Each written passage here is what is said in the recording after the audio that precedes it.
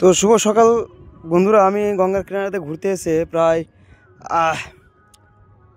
8:21 লাগাত আমি এখানে আছি নদীর কিনারাতে।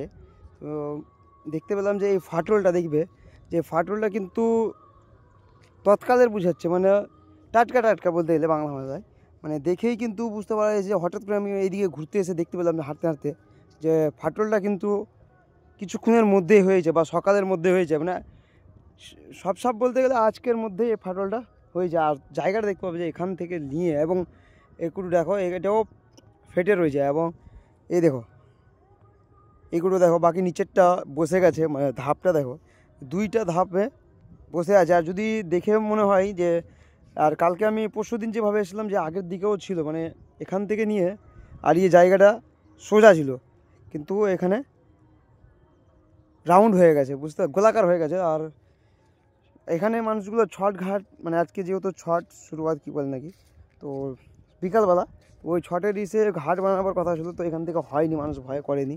এবং ওইদিকে দেখতে পাবে, ওইদিকে করে গাছ টাছ মানে দেখতে পাবে তোমরা, কলার গাছগুলো আমি একটু জুম করে দেখিয়ে দেবো। এখানে বানানো হয়েছে, তো ওখানে বানাচ্ছে, ঠিক আছে।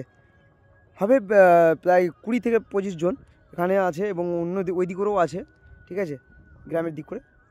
এটা আমি দেখাবার চেষ্টা করবো যে এখানে এরকম ব্লগ নিতে অবশ্যই তোমরা ভিডিওটাকে শেয়ার করবে এবং সাবস্ক্রাইব করে থাকবে চ্যানেলটাকে।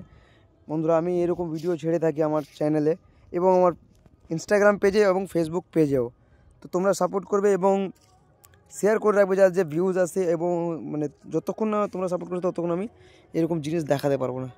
হ্যাঁ, তো আগে আরও দেখাবার চেষ্টা করবো, নদী পাশেই রয়েছে। তো বাই বাই গাইস, সাবস্ক্রাইব না।